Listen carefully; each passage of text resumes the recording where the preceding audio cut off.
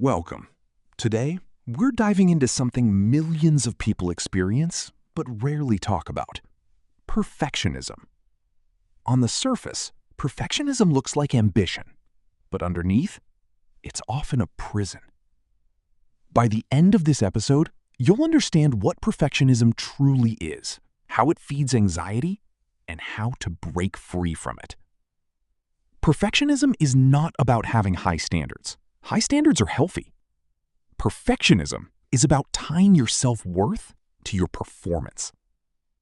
Psychologist Paul Hewitt identified 3 types: self-oriented, other-oriented, and socially prescribed perfectionism. Self-oriented perfectionism means holding impossibly high standards for yourself. Other-oriented means you expect perfection from everyone around you. Socially prescribed is the most damaging.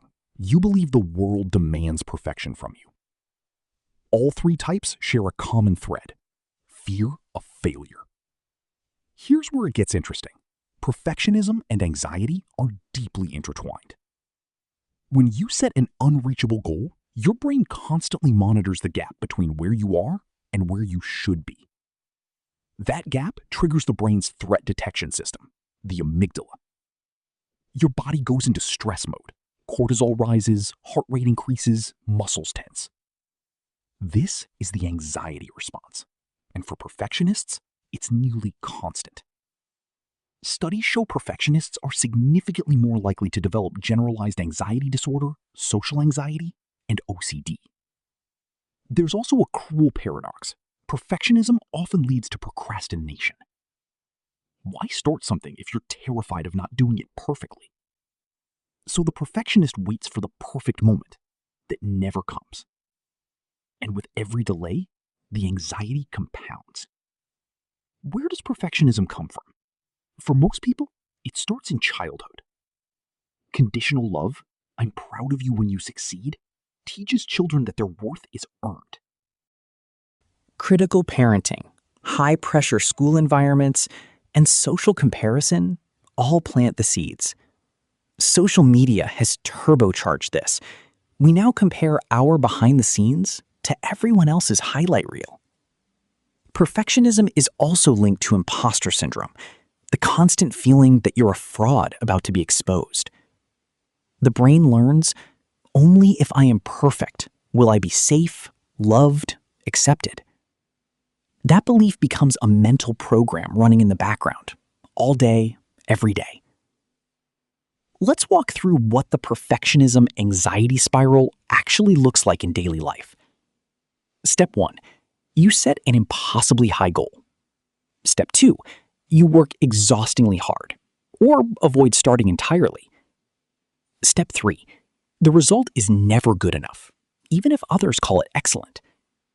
Step 4, you tell yourself you failed. Shame floods in. Step 5, to avoid that shame next time, you raise the bar even higher.